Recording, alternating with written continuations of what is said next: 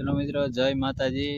તો હવે આપણે આંબા છે, આંબાની અંદર આપણે ડુંગળી વાવેલી છે। તો ડુંગળીની અંદર ખડ બહુ છે, પટ્ટી પાનનું છે, લાંબા પાનનું છે, ગોળ પાનનું છે। તો આમાં કઈ દવા છાંટવી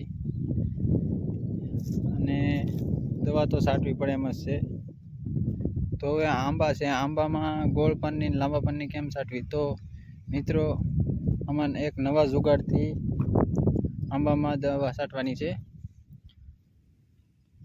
અને કઈ દવા છાંટવી તે જોવો મિત્રો।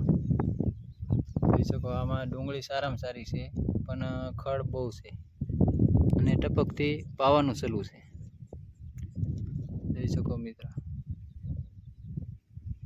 આંબા એ બહુ સારા છે, આંબાને દવા ન લાગે એ રીતની આપણે દવા છાંટવાની છે। તો જોવો મિત્રો, કઈ દવા છે તે।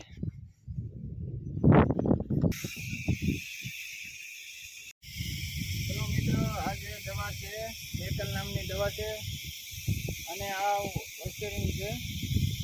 આ જે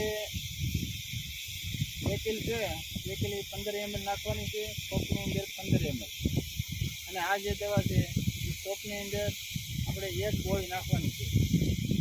તો આ જે ગોળી છે એ ટોપની અંદર એક હાથથી નાખી દેવાની અને ખડ બધું બળી જાય છે।